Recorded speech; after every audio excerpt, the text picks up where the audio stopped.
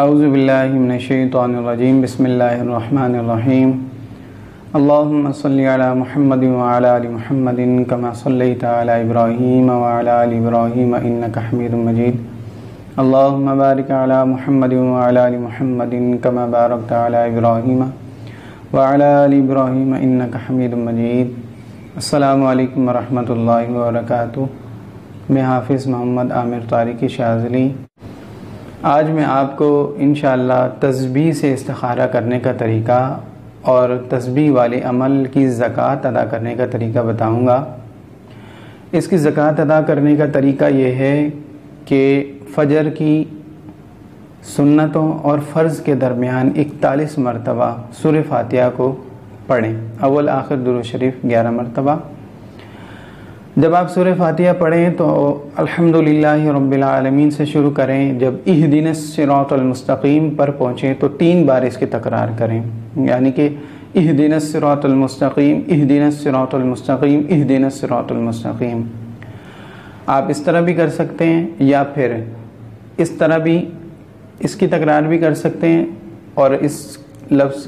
ان دوسری والی آیت کی تکرار بھی کر سکتے ہیں۔ ایاک نعبد و ایاک نستعین، ایاک نعبد و ایاک نستعین، ایاک نعبد و ایاک نستعین۔ اب یہ آپ کی مرضی ہے، آپ اہدنا الصراط المستقیم کی تکرار کرتے ہیں یا پھر ایاک نعبد و ایاک نستعین کی تکرار کرتے ہیں۔ یعنی کہ اس طریقے سے آپ کو 41 مرتبہ سورہ فاتحہ پڑھنی ہے 40 دن تک۔ 40 دن پڑھنے کے بعد آپ اس کے عامل ہو جائیں گے،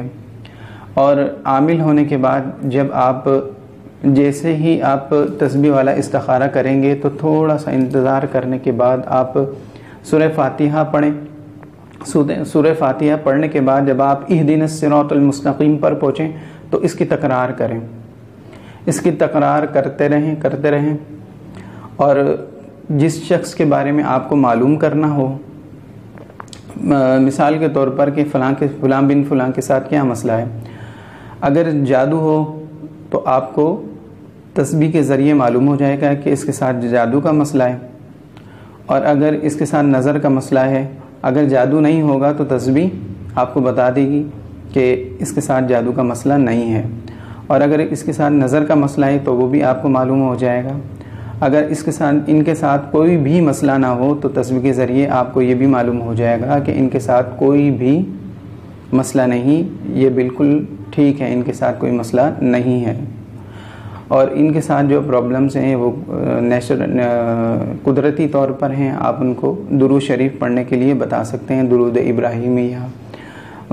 جو بھی آپ کو بتانا ہو وہ آپ بتا سکتے ہیں۔ تو یہ ایک آسان اور سمپل سا طریقہ ہے کہ جس کے ذریعے آپ خود اپنا بھی استخارہ کر سکتے ہیں اور کسی دوسرے کا بھی استخارہ کر سکتے ہیں۔ یہ ایک آسان اور سمپل سا عمل ہے، اور یہ تسبیح والا عمل جب آپ کریں گے تو جیسے ہی آپ تسبیح اٹھائیں گے تھوڑا سا ویٹ کریں تو آپ خود محسوس کریں گے کہ یہ تسبیح بھاری ہونا شروع ہو گئی ہے، اور اس کے بعد خود بخود یہ ہلنا شروع ہو جائے گی۔ تو اس کے مختلف طریقے بھی ہیں جو ہمارے بزرگوں نے، جو ہمارے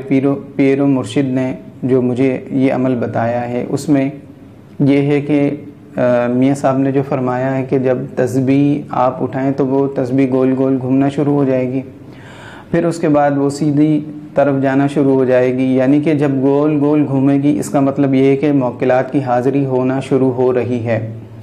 اور جب وہ سیدھی طرف جانا شروع ہو جائے تو اس کا مطلب یہ ہے کہ موکلات جو آپ کے عمل کے موکلات ہیں وہ اس وقت موجود ہو چکے ہیں، وہ ادھر حاضر ہیں۔